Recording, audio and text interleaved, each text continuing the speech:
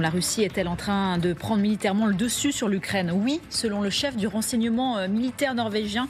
Il présentait hier un rapport annuel d'évaluation des risques par ses services de sécurité. Selon lui, écoutons-le, elle serait plus forte, cette Russie, qu'il y a un an. Et puis deuxième aspect, elle pourrait mobiliser jusqu'à 3 fois plus d'hommes que l'Ukraine. Écoutons-le. Dans cette guerre, la Russie est actuellement dans une situation plus forte qu'il y a un an et est en train de prendre l'avantage.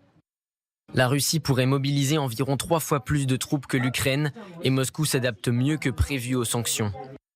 Son industrie est désormais capable de produire munitions, véhicules de combat, drones et missiles, permettant à ses forces de maintenir leurs efforts de guerre toute l'année.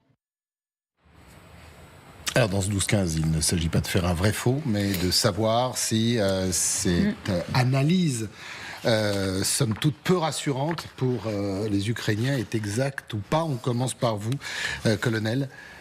Est-ce qu'il y a du fond dans ce que l'on vient d'entendre? Oui, bien sûr. Non, mais quand il dit que la Russie est plus forte maintenant qu'il y a un an, il a raison. C'est-à-dire que c'est les ressources. L'effort de guerre, les ressources militaires de la Russie sont plus importantes maintenant qu'il y a un an.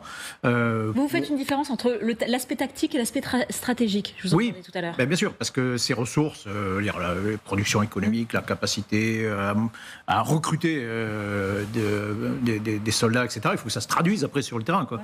En fait, même cet accroissement de ressources, en réalité, il n'est pas forcément suffisant pour obtenir des résultats sur le terrain. Juste un exemple, on dit que la Russie peut fabriquer entre 2 et 3 millions d'obus. En 2022, la Russie a consommé 11 millions d'obus. Voilà, et rien que ça, ça peut être suffisant d'ailleurs pour bloquer le front. Dans une guerre de position comme ceci, il faut de la puissance de feu pour pouvoir avancer. Si vous n'avez pas la capacité de neutraliser les défenses avant de les attaquer, vous allez tomber sur les murs, vous allez vous casser les dents. Donc ce qu'on constate maintenant, c'est que les moyens russes permettent effectivement de peut-être reprendre un peu plus l'offensive, alors que les Ukrainiens sont dans une posture stratégique, elle-même plutôt défensive, forcément. Mais quand il faut 5 mois pour s'emparer d'Avdiivka, on peut dire que voilà, le chemin est très long pour obtenir une décision stratégique, en tout cas avec les moyens dont les Russes disposent actuellement. Mais les Ukrainiens, c'est pareil, c'est-à-dire que très probablement, dans cette année 2024, aucun des deux adversaires ne pourra établir de rapport de force suffisamment important pour pouvoir obtenir une véritable décision stratégique. Très probablement, sauf surprise, mais a priori, on est dans une guerre qui, fondamentalement, dans sa forme, ressemble à la Seconde Guerre mondiale. Les choses n'ont pas beaucoup bougé militairement depuis la Seconde Guerre mondiale. En revanche, tout l'environnement n'est plus du tout le même que la Seconde Guerre mondiale. À la Seconde Guerre mondiale, on concevait un char en 1 an ou un avion en 2 ans et on produisait des centaines et des milliers d'engins par mois. Là, on n'est plus du tout dans cette configuration. On fait de l'artisanat. Là, vous dites pas pareil, forcément que ce chef des renseignements norvégien, elle prend le dessus militairement. Elle est en passe de prendre militairement le dessus. Oui, donc le rapport de force est un peu... On appelle ça aussi les courbes d'intensité stratégique. Au début de la guerre, le rapport de force très en faveur de la Russie, tout début. Puis après, les courbes se sont inversées. Les Ukrainiens ont eu un rapport de force plus favorable, ont été capables de mener des opérations offensives réussies. Il y a eu un sursaut russe, la mobilisation, et puis un effort économique important. Et donc, depuis, les choses se sont équilibrées. Il y a effectivement plutôt un avantage. Quand les Ukrainiens tirent 6 à 8 000 obus par jour et que les Russes en tirent 3 à 4 fois plus, voilà, là, vous avez la concrétisation du fait que les ressources sont un peu plus importantes actuellement du côté russe, mais j'y reviens, c'est pas suffisant. Alors, c'est pas suffisant. Il y a quand même, du côté ukrainien, un vrai problème d'hommes, de matériel. Et ce que dit aussi cet officier du renseignement, c'est que, en ce qui concerne la mobilisation, la création de masse pour ce qui est le matériel militaire, les obus, les munitions, l'avantage est quand même à la Russie. Oui, et surtout ces déclarations trouvent écho largement sur le terrain avec tous les militaires avec lesquels j'ai pu parler lors de ma dernière mission, donc il y a de ça 3 semaines, c'est très récent, notamment dans la région de Kharkiv, autour du front, autour de Kupiansk, donc vraiment la ligne 0, ça combat très très fort au niveau de Sinkivka. Ouais. Nous, on avait rencontré des hommes d'une compagnie d'infanterie qui connaissaient plutôt bien le terrain parce qu'ils étaient en première ligne il y a 1 an à Bakhmut. Et dans une conversation d'une rare franchise, moi ça m'avait franchement marqué. D'ailleurs, je l'ai renoté pour vous dire très exactement ce qu'il m'avait dit. Il a dit, je vais dire les choses comme elles sont. Là, on perd parce qu'ils sont trop nombreux. C'est une vraie fourmilière de soldats russes en face. Et il avait ajouté, si on compare Bakhmout à Sinkivka, Bakhmout, c'était moins dur. Ici, c'est comme dans un hachoir à viande. Et il confirmait que les Russes continuaient cette technique d'envoyer des vagues humaines de soldats, en fait, et qu'eux ne parvenaient pas à faire le poids. Et je pense aussi à un chiffre qu'a donné un soldat interviewé dans l'exceptionnel reportage de Charline et de Camille hier, qui disait autour du front d'Avdivka...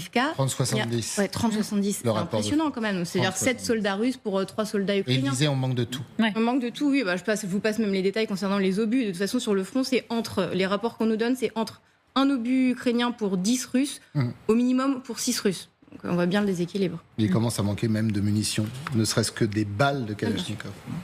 Oui, avec en plus le fait que la logistique russe elle est relativement standardisée, alors que la logistique ukrainienne elle est faite de briques et de brocs. Ce qui est inquiétant dans ce que dit le responsable du renseignement norvégien, et je partage assez la tendance en fait qu'il dessine, c'est que les courbes sont en train d'avantager la Russie. On ne voit pas d'inversion à court terme. Ouais. Et là où je suis sans doute plus pessimiste que Michel, c'est que le fait d'avoir mobilisé, le fait d'avoir reconstitué aussi des réserves permet aux Russes de faire quelque chose que les Ukrainiens n'arrivent pas à faire aujourd'hui. Là où l'Ukraine ne le fait pas. C'est des rotations d'unités. Et qui dit rotation d'unités dit aussi ça permet de sortir des vétérans du front pour encadrer des unités de nouvelles constitutions et donc de reconstituer ce qui a été la faiblesse principale de l'armée russe fin 2022 par exemple, c'est-à-dire le problème des cadres et des cadres intermédiaires. Et ça, s'ils arrivent à réussir ce mouvement-là, qu'ils ont fait aussi en réintégrant des anciens de Wagner qui avaient de l'expérience, etc., ça peut leur donner la possibilité de prendre un avantage tactique sur le terrain, là où les Ukrainiens aujourd'hui, eh bien, eux consomment leurs brigades sans pouvoir justement les retirer du front, ce qui serait indispensable pour que des gens qui ont l'expérience des combats puissent encadrer les nouveaux mobilisés et donc reconstituer une armée qui tienne. Le risque sinon, c'est que l'armée ukrainienne s'effondre. Ouais. Est-ce qu'il y a un message qu'on tend à nous faire passer ? La Norvège, elle ne fait pas partie de l'Union européenne, là, mais visiblement, Jens Stoltenberg, lui, c'est quand même le secrétaire général de l'OTAN. Donc la communication n'est pas anodine. Je vois même aussi l'Estonie qui dit la Russie se prépare à une confrontation militaire avec l'Occident. Il y a une communication aussi de l'Estonie ce matin. C'est pas un hasard. De toute façon, si la Norvège, qui est le pays du patron de l'OTAN, Jens Stoltenberg, communique là-dessus, et l'Estonie aussi ce matin, il y a une volonté aussi de remobiliser les opinions en interne, les opinions européennes, parce qu'on voit qu'il y a une lassitude, et pas qu'en Ukraine. Alors, on va parler de la Russie, on va parler de l'Europe, on va parler de l'OTAN, bien évidemment, ça tombe bien. Et on va peut-être pas attendre les désirs, les espoirs d'un certain Donald Trump, ni qu'il devienne président des États-Unis. Désir, je vous le rappelle, de sortir de l'OTAN et de laisser l'Europe face à la Russie. On va découvrir d'ailleurs que certains pays ont décidé de prendre les devants, de se préparer à une confrontation directe avec Moscou, et surtout au désir de conquête d'un certain Vladimir Poutine. Bruxelles, qui a prévu de dépenser 1,7 milliard d'euros pour renforcer ses infrastructures militaires. Objectif, Laura Pouget, pouvoir partir plus vite en guerre. Ce sont 3 pays européens, d'abord, qui ont décidé de s'unir pour créer un corridor militaire vers l'Est. Ils ont signé ensemble un accord d'intention le 30 janvier dernier. Ces 3 pays qui sont regardés sur ma carte, les Pays-Bas, l'Allemagne et la Pologne, via leur ministre de la Défense. Ce sont eux qui ont signé l'accord. Son but, faciliter entre eux les transports de troupes et de matériel, soit créer donc un corridor de l'Ouest vers l'Est. Suivez mon regard. Nous unissons nos forces à celles de l'Allemagne et de la Pologne dans le domaine des délocalisations militaires. J'ai signé une déclaration d'intention visant à standardiser et minimiser les règles, a commenté sur X la ministre néerlandaise le jour de l'accord. Plus cash, le ministre polonais s'est lui justifié ainsi. La guerre à grande échelle qui se déroule en Ukraine montre l'importance du déplacement rapide des troupes alliées. Par cet accord, les 3 pays prévoient de s'attaquer à tout ce qui ralentit les mouvements militaires. Exemple cité, les ponts trop bas pour le matériel ou les montagnes de papier à remplir pour transporter des munitions. Ils veulent également uniformiser les conditions de ces mouvements. Exemple, donner la priorité aux trains militaires sur les trains civils ou encore simplifier le passage aux frontières. Enfin, ils souhaitent développer le soutien logistique sur le corridor, avec la création d'aires de repos et de ravitaillement en carburant sur son tracé. 3 pays qui ne sont pas les seuls à se mobiliser, Laura. Non, c'est l'Europe tout entière qui se met sur le dossier. Au total, elle a prévu de dépenser 1,7 milliard d'euros pour la période 2021-2027 pour la modernisation des infrastructures militaires de transport. Au programme, des travaux dans les ports de la mer du Nord, en Suède et en Belgique, dans les aéroports de Lettonie et Lituanie et sur les voies navigables intérieures en France. La France, où le réseau ferroviaire ne sera pas oublié non plus, puisque la SNCF devrait toucher 2 enveloppes, l'une de plus de 54 millions d'euros pour rénover 4 gares de triage à usage civil et militaire, l'autre de 3,6 millions d'euros pour protéger les gares de Bordeaux, Metz et Grenoble contre les coupures de courant massives. Mais ces efforts financiers ne résoudront pas tous les problèmes. Dans cet article, nos confrères du Monde relatent ainsi un incident survenu en 2022. L'Allemagne avait refusé l'autorisation de passage aux camions transportant des chars Leclerc français qui étaient destinés à renforcer la frontière de la Roumanie avec l'Ukraine. Motif, la réglementation européenne et le poids de la marchandise jugée trop lourd. Pour remédier à ce genre de problème, souligne Le Monde, certains pays envisagent de créer un Schengen militaire qui permettrait de faire voyager troupes et matériels sans barrières administratives.